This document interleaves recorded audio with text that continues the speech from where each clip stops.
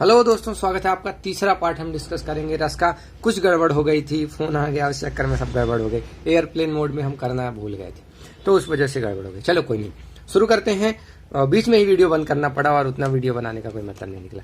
चलिए, तो वीर रस की बात करें। वीर रस को हम बोलते हैं दोस्तों, उसका स्थायी भाव क्या है? उत्साह है। जब आपको मजा आए, कुछ कुछ करने की इच्छा हो, जैसे जब हम मोटिवेट करें किसी को, तो जो अपना आता है ना कि अब हम बिल्कुल अब तो कर ही लेंगे, अब तो अब कोई नहीं आ सकता हमारे बीच में, ठीक है, तो वो है वीर रस। तो जैसे वीर तुम बढ़े चलो, धीर तुम बढ़े चलो, सामने पहाड़ हो कि सिंह की दहाड़ हो, तुम कभी रुको नहीं, तुम कभी झुको नहीं। मोटिवेट किया जा रहा है कि आप ये काम करो। सुभद्रा कुमारी चौहान जी को ले लो, क्या है उनके उस गाने में, झांसी की रानी में, मोटिवेट ही तो कर रहे हैं। तो वीर रस ये होता है, ठीक है। चलिए, आप समझ सकते हैं आराम से। रौद्र रस, क्रोध। क्रोध आई थिंक आप सबको आता होगा, सब समझ सकते हैं। अगर ज्यादा क्रोध आता है तो रोज सुबह एक एप्पल चबा के खाओ, आना कम हो जाएगा, ठीक है। तो रौद्र रस जो है वो क्रोध इतना ज्यादा नहीं होना चाहिए, कभी कभार आना चाहिए, पर आए तो ऐसा आए कि फिर अब कोई नहीं बचेगा, जैसे अर्जुन को आया था, ठीक है। देखिए कैसे आया था। श्री कृष्ण के सुन वचन अर्जुन क्षोभ से जलने लगे, सब सील अपना भूल कल करतल युगल मलने लगे, संसार देखे अब हमारे शत्रु रण में मृत पड़े, करते हुए यह घोषणा वो हो गए उठकर खड़े। क्या कर रहे हैं? कृष्ण ने ज्ञान दिया हुआ है, भगवत गीता का ज्ञान, और अब जाके उनमें जोश आ गया और घोषणा करते हैं, संसार देखे अब हमारे शत्रु रण में मृत पड़े। अब संसार देखेगा कि सारे के सारे हमारे शत्रु मृत पड़े रहेंगे रण में। रण यानी रणभूमि जहां युद्ध हो रहा है। करते हुए यह घोषणा वो हो गए, अब वो उठ के खड़े हो गए और ये घोषणा कर रहे हैं, तो उनमें जोश आ गया, वो है क्रोध, ठीक है। क्रोध आ गया कि अब तो हम नहीं छोड़ेंगे, हमारे अभिमन्यु को मारा है इन्होंने। हाँ, चलिए, अब आती है बात भयानक रस की। भय, जिस चीज को देख के डर लग जाए वो हो जाता है भय। आई थिंक आपने भयानक रस जरूर देखा होगा कहीं ना कहीं। आप भूत से डर जाते हो, या फिर कई बार लड़ाई हो रही है, लड़ाई में इतनी मारकाट हो रही है कि आप डर जाते हो, वो है भयानक रस। देख के ही आपको भयानक लगता है। आई थिंक भयानक वर्ड आप बहुत ज्यादा यूज करते होंगे। उधर गरजती सिंधु लहरियां, कुटिल काल के जालों सी, चली आ रही फेन उगलती, फन फैलाए व्यालों सी। कौन है ये सिंधु लहरियां? ये है तलवार। तो उधर गरजती सिंधु लहरियां, कुटिल काल के जालों सी, काल है वो, चली आ रही फेन उगलती, फन फैलाए व्यालों से। तो ये किसी ने उसका वर्णन किया, किसी युद्ध का वर्णन किया, बहुत ही भयानक दृश्य है, उसका वर्णन किया हुआ है। अब देखिए, जब आपको क्वेश्चन आएगा तो कोई भी ऐसा एग्जांपल दे देंगे और 4 ऑप्शन आपको दे देंगे। अब आपको सेलेक्ट करना पड़ेगा यहाँ कौन सा रस है। तो क्या करना, बाकी 3 ऑप्शन हटा लेने। जैसे मान लीजिए यहीं पे ऑप्शन में होता हास्य रस, तो तुरंत पता चलेगा भाई मजा तो नहीं आया हमको। फिर होता क्रोध मतलब रौद्र रस, नहीं यार वैसा कोई क्रोध जैसा तो आ नहीं रहा। या फिर वीर रस होता या श्रृंगार होता, वो भी कुछ फल हो नहीं रहा, तो बचा एक भयानक रस। ऐसे क्वेश्चन आपको ये अटेम्प्ट करने हैं, ठीक है, अदरवाइज गलती हो सकती है। और एक मजे की बात, जब भी वो श्रृंगार वाला आता है या करुण वाला, तो दोनों ऑप्शन में रहते हैं, वियोग श्रृंगार और करुण। तो आपको उनसे बचना पड़ेगा। वो ऑप्शन में दोनों एक साथ मिलेंगे आपको, हर पेपर में देख लो, हर क्वेश्चन में देख लो, वो दोनों साथ में ही मिलते हैं। तो वो हम समझाने की कोशिश किए हैं आपको, उम्मीद है आपको समझ में आया होगा। अब आते हैं दोस्तों विभत्स रस, बहुत गंदा। घृणा हो जाए जब किसी चीज पे, उसको जुगुप्सा भी बोलते हैं। ये वर्ड शायद आप नहीं समझ पा रहे हो, लेकिन घृणा जरूर समझ जाते हैं आप, ठीक है। कभी कभार किसी इंसान से भी घृणा हो जाती है, ठीक।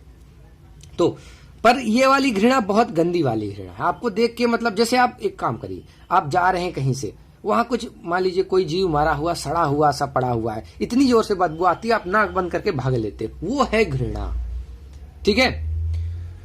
सिर पर बैठो काग, आंख 2 खात निकाल। सिर पे कौवा बैठा है और आंखों को खा खा के निकाल निकाल के खा रहा है। अब सोचिए कितनी घृणित बात हो रही। खींचत जीभ ही सियार, जीभ को क्या कर रहा है? सियार खींच रहा है। अब आदमी मर चुका है और क्या कर रहा है? कौवा जो उसकी आंख निकाल निकाल के खा रहे, जीभ जो है सियार खा रहा और उसको बहुत आनंद आ रहा है, ठीक है।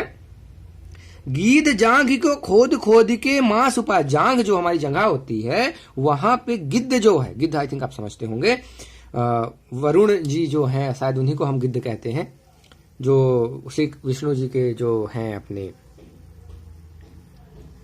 ठीक है।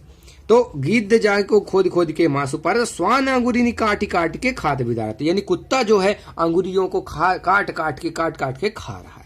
ठीक है, जल्दी से चलते हैं दोस्तों, क्योंकि हमारी थोड़ी डिस्क आउट ऑफ स्पेस हो रही है, तो हम चाहेंगे जल्दी से कंप्लीट कर दें इसको यहीं पे। अद्भुत रस, अद्भुत रस का होता है दोस्तों विस्मय, यानी कि आश्चर्य। जब आपको कोई चीज से आश्चर्य हो, आपको मतलब कुछ चीज से आश्चर्य, आई थिंक आप समझ सकते हैं। अखिल भुवनचर आचार्य, अरे आप यहाँ पे एक और चीज कर सकते हो, बिनु पद चले सुने बिनु काना, कर बिनु कर्म करे विधि नाना। आपने जरूर सुना होगा, बिना पैर के वो चल रहा है, बिन कान के सुन रहा है, वो वाला आपने एग्जाम्पल जरूर सुना होगा। वहां क्या होगा, अद्भुत। कोई आपको आश्चर्य हो जाएगा, यार ऐसा कैसे हो जाता है। और जैसे कि आपको आश्चर्य हुआ था, किसी ने 184 मार्क्स पोस्ट किए थे, आप आश्चर्य, आपको अद्भुत रस आ गया था वहां पे, यार इतना कैसे। आपको लगता है कि झूठ बोल रहा है, पर मेरे को नहीं लगता, क्योंकि जिनने मेहनत करी है वो 184 बिल्कुल ला सकता है। ठीक है, चलिए। शांत रस की अगर बात करें तो शम या कि निर्वेद, यानी कि ज्ञान एक्चुअली में होता है। वैराग्य की जब प्राप्ति हो जाती है, ज्ञान की जब प्राप्ति हो जाती है, उसको हम बोलते हैं शांत रस। वो इंसान बिल्कुल शांत हो जाता है। ठीक है, सॉरी। मन रे तन कागज का पुतला लागे बूंद बिना सिजाए छिन में गर्भ करे क्या। इतना कहने का मतलब ये है, अपने मन को समझा रहा है इंसान कि जो तन है, जो हमारा शरीर है, वो कागज का पुतला है। बूंद पड़ेगी तो तुरंत, जैसे कागज होता है ना, बूंद पड़े तो खराब हो जाता है, और ज्यादा वो करे तो क्या होता है, गर्व करे क्या, मतलब फिर आप इतना गर्व क्यों कर रहे हैं। कुल मिलाकर इंसान को ज्ञान दिया जा रहा है कि भाई ये जो शरीर है ये कोई फिक्स नहीं, क्या रहेगा ही, तो आप क्यों इतना गर्व यानी घमंड क्यों करते हो। चाहे तुम आईएएस ही क्यों ना बन जाए, यार तुम पीएम ही क्यों ना बन जाए, किस बात का घमंड। क्या हो तुम, हो तो इंसान ही बाकी के जैसे। अब कोई एक पद मिल गया, उस वजह से आप घमंड करो कि नहीं हम ही हैं, हम ही हैं। जैसे हमने संचारी भाव में देखा था कि हमारे अलावा कोई है नहीं, तो फिर गलत है। ठीक है, वही चीज है, ज्ञान की बातें जब भी हों वो शांत रस में आ जाएगा। ठीक है, और आपको ऑप्शन कैसे अटेम्प्ट करना है, बाकी 3 ढूंढ लेना कि हाँ मजा नहीं आ रहा, ना ही अद्भुत है, ना ही रौद्र है, तो बाकी जो बचा वो शांत रस होगा। सेलेक्ट तो आपको करना ही नहीं है, आप गलत कर सकते हो। हमेशा हम आपको यही कहेंगे कि आप सेलेक्ट कभी मत करना दोस्तों। वत्सल रस की बात करते हैं, यानी कि वात्सल्य, जो कि किसने दिया था, सूरदास जी की कविताओं में है।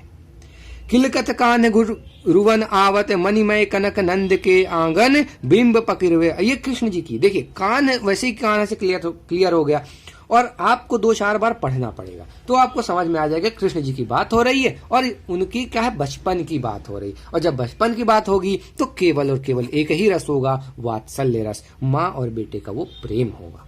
ठीक है, भक्ति रस में आ जाओ, मीराबाई को आप याद करो, या जो भी हैं, जिस जैसे भी तुलसीदास जी को आप याद करो, तो यहाँ भक्ति होगी, आप तुरंत पहचान जाओगे। ये वाले क्वेश्चन कभी पूछे ही नहीं जाते एग्जाम में, तुरंत पहचान में आ जाते हैं। राम जपू राम जपू राम जपू बावरे घोर भव नीर निधि नावने जे नावरे, तो ये वही है, भक्ति करो। तो आप आई थिंक इसको आराम से समझ सकते हो। कुछ फैक्ट की बात कर लेते हैं दोस्तों, जो बहुत ज्यादा इंपॉर्टेंट है इस एग्जाम के लिए, कि रस का सबसे पहला वर्णन कहाँ हुआ, तो वो नाट्य शास्त्र में हुआ। नाट्य शास्त्र एक नाटक है जो कि आचार्य भरत मुनि द्वारा लिखा गया है। इनको रस संप्रदाय का प्रवर्तक भी कहते हैं, आप ये वर्ड याद रखें, प्रवर्तक। एक और है प्रतिष्ठापक, वो आचार्य मम्मट जी है। ठीक है, ये आपको बिल्कुल याद रखना है। सर्वप्रथम आचार्य भरत मुनि ने पहली सदी के आसपास एक बुक लिखी थी, नाट्य शास्त्र, उसमें उन्होंने रस को अच्छे से डिफाइन किया था। तो रस संप्रदाय के प्रवर्तक कौन हो गए, भरत मुनि जी, और रस संप्रदाय के प्रतिष्ठापक, प्रवर्तक का मतलब जिसने बढ़ावा दिया, और प्रतिष्ठापक जिसने बैठाया, उसको शुरुआत कराई, वो कहलाते हैं मम्मट जी। और इन्होंने काव्य आनंद को ब्रह्मानंद सहोदर भी कहा है। ये आपको याद रखना, बिल्कुल आपसे पूछा जाएगा कि काव्य आनंद को ब्रह्मानंद सहोदर किसने कहा है, और आपको 4 ऑप्शन दे देंगे। ठीक है, चलिए भरत मुनि के कुछ सूत्र आप देख लें। भरत मुनि आपको पता चल चुके हैं, प्रवर्तक है, नाट्य शास्त्र लिखी है उन्होंने, रस के प्रवर्तक हैं। तो कुछ एक सूत्र है उनके, विभावानुभाव व्यभिचारम संयोग रस निष्पत्ति। कहने का मतलब यह कि विभाव, अनुभाव और व्यभिचारी यानी ये संचारी भाव के संयोग से रस की निष्पत्ति होती है। और हम जानते हैं ये तीनों उद्दीपन होते हैं स्थायी भाव के। तो इनका ये कहना, चूंकि इनकी डेफिनेशन है, अपना ज्ञान हम बिल्कुल नहीं लगा सकते, जो इनने बोला वही माना जाएगा। तो ये आपको डेफिनेशन याद होनी चाहिए। आपसे पूछा जा सकता है ये कौन से ने बोला है, तो विभावानुभाव व्यभिचारी संयोगद रस निष्पत्ति। दो और परिभाषाएं इनकी हैं, नाना भावोपदमाह रस निष्पत्ति, या फिर नाना भावोपहिता अय स्थायी नो भावा रस। मतलब ये नाना का मतलब होता है बहुत सारे भावों से जो है रस की निष्पत्ति होती है, ये इनका कहना है। विभवानुभाव व्यभिचार विभाव, फिर वही बात कर रहे हैं। और स्थायी भाव, अब यहाँ पे बोल रहे थे रस निकलता है इन तीनों के मिलने से, और यहाँ पे बोलते हैं स्थायी भाव निकलता है। तो वही अपनी बात तो फिक्स नहीं है, पता नहीं क्यों बोल रहे हैं ऐसा, बस आपको पता ये होना चाहिए कि भरत मुनि की बात कर रहा है। ठीक है, चलिए अब आते हैं कि ये जो ब्रह्मानंद सहोदर बोला है, किसने बोला है? आचार्य मम्मट ने, ये आपको याद रखना है। और रस के संबंध में जो ब्रह्मानंद, ब्रह्म आनंद का मतलब है जो परम आनंद होता है, उसको बोलते हैं ब्रह्मानंद। ठीक है, ब्रह्मानंदम का नाम जरूर आपने सुना होगा अगर आपने साउथ की मूवी देखी है तो, बहुत अच्छे कॉमेडियन। ठीक है, मैं ये भी कह सकता हूं उनको इंडिया के बेस्ट कॉमेडियन, एक्सप्रेशन इतने शानदार। चलिए, रस के संबंध में जो ब्रह्मानंद की कल्पना है वो तैत्तिरीय उपनिषद में हुई है। वहां लिखा है रसो वै सह, यानी आनंद ही ब्रह्म है। अगर आपको आनंद मिल गया यानी आपको ब्रह्म की प्राप्ति हो गई, यानी आपको मोक्ष मिल गया। तो आप इसको अगर फॉलो करें तो आनंद लेते रहें और मोक्ष की प्राप्ति करते रहें। ठीक है, बस आपको याद ये रखना है कि रस संबंध में जो ब्रह्मानंद की कल्पना की गई थी सबसे पहले, वो तैत्तिरीय उपनिषद में हुई थी और वहां ये लिखा हुआ है। चलिए, आचार्य विश्वनाथ की अगर बात करें, इन्होंने रस को काव्य की कसौटी बोला है। बोला है कि काव्य की कसौटी का मतलब कि अगर किसी काव्य को आपको पहचानना है तो आप रस में उसको देखो। अगर उसमें रस आ रहा है मतलब वो काव्य है, अच्छा काव्य, अदरवाइज अच्छा काव्य नहीं है।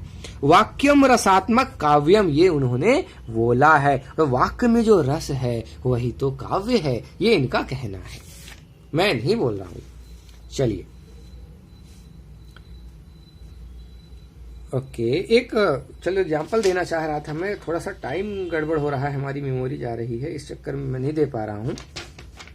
ठीक है, कोई दिक्कत नहीं। चलिए, हिंदी के रसवादी आलोचक, अगर बची टाइम तो बिल्कुल हम उस पर डिस्कस करेंगे। हिंदी के जो रसवादी आलोचक हैं, इनका नाम आपको याद रखना है, रामचंद्र शुक्ला जी और नागेंद्र जी। इनको आलोचनक का युग भी कहा जाता है, मतलब इन्होंने आलोचना शुरुआत की। सबसे फेमस है आचार्य रामचंद्र शुक्ला जी आलोचक में। आलोचना क्या होती है दोस्तों? किसी की बुराई करना आलोचना नहीं होती।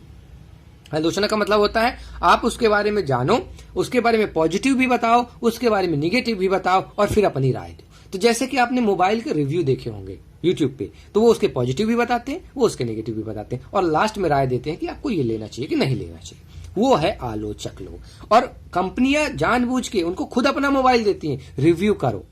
तो उससे क्या होगा, आपको उन पे भरोसा है कि ये बंदा अच्छा रिव्यू देता है, तो रिव्यू करोगे तो उसका प्रमोशन होता है इनडायरेक्टली। कंपनी खुद फ्री में मोबाइल देती है और पैसे भी देती है कि आप मेरे मोबाइल का रिव्यू करो। ठीक है, ऐसे जब बुक छपती है, नई कोई बुक आती है, तो आप किसी आलोचक के पास जाते हैं, क्रिटिक्स जिनको हम बोलते हैं, क्रिटिक्स, फिल्म में क्रिटिक्स आपने वर्ड जरूर सुना होगा कि आप लोग अगर अच्छा बोल दोगे तो जरूर फिल्म देखी जाएगी या बुक जो है वो पढ़ी जाएगी। तो आप ध्यान देना, फिल्म जब आती है तो दो तरह की रेटिंग होती है। एक होती है नॉर्मल, जो ऐसे नंबर दे देते हैं बिना मतलब के दे देते हैं। एक होती क्रिटिक्स रेटिंग। तो क्रिटिक्स जो होती है वो यही होते हैं आलोचक, वो अगर अच्छी बोल दिया मतलब फिल्म अच्छी है। चलिए, अब आते हैं रस को लौकिक किसने माना है और उसकी व्याख्या। देखिए, बाकी सारे जो कवि हैं वो रस को अलौकिक मानते थे, मतलब कि हम इस दुनिया का नहीं है, वो हम नहीं जान सकते। लेकिन रामचंद्र शुक्ला जी का कहना कि नहीं, रस तो लौकिक है, इसी दुनिया का है, हम जान सकते हैं उसको। और रस की, ये आपको याद रखना कि रामचंद्र शुक्ला जी ने इसको लौकिक माना है। ये ऐसे क्वेश्चन आपको मिल सकते हैं। और रक्त की स्थिति को, ये रस होना चाहिए, एक्चुअली में शायद गड़बड़ हो गई है। रस की स्थिति को हृदय की मुक्तावस्था किसने बोला है? ये भी शुक्ला जी का कहना है। तो आपसे डायरेक्ट क्वेश्चन आएगा, रस को लौकिक कौन माना है, या फिर रस की स्थिति को हृदय की मुक्त अवस्था, यानी रस जो है हृदय की मुक्त अवस्था है, ये किसने कहा है? ये भी शुक्ला जी का है, ये आपको पता होना चाहिए। एक और चीज इनने बोला है, ये तीन चीज बोले हैं और तीनों आपको बिल्कुल बार बार रिवाइज करोगे तभी याद रहेंगी और आपको एग्जाम में जरूर क्वेश्चन मिलेगा। लोक हृदय में व्यक्ति हृदय के लीन हो जाने की दशा का नाम रस है। तो जो लोक हृदय है उसमें जब व्यक्ति हृदय लीन हो जाता है तो उसको रस कहते हैं, ऐसा रामचंद्र शुक्ला जी का कहना है। ठीक है, अब देखिए, जो नाटक है, जो नाट्य शास्त्र लिखा गया था उसमें 8 ही रस है। नाट्य शास्त्र किसने लिखा? भरत मुनि ने। तो ये शांत रस को एक्चुअली में ये नहीं मानते थे, ये 8 ही रस को मानते थे। तो ये आपको याद रखना है कि जो भरत मुनि है उन्होंने बोला 8 ही रस हैं और नाट्य शास्त्र मुनि 8 ही रस बोले। शांत रस को उनने कोई रस नहीं माना। तो यहां पे आपसे क्वेश्चन आ सकता है कि जो भरत मुनि उनके अनुसार कौन सा रस नहीं है, और आपको बताना पड़ेगा कि वो शांत रस नहीं है। और ऐसे कोई भी रिलेटेड क्वेश्चन आपसे बनाए जा सकते हैं। तो दोस्तों एक मैं एग्जाम्पल जो देने की बात कर रहा था वो कहाँ है, थिंक ये वाला विभत्स रस में आपने रॉकस्टार का एक गाना सुना होगा, कागा रे मोरे इतनी अरजतों से चुने चुने खइयो मांस, खइयो ना तू नैना मोरे, खइयो ना तू नैना मोरे, पिया मिलन किया। यानी तू मांस पूरी खा ले, बस नैन मत खाना।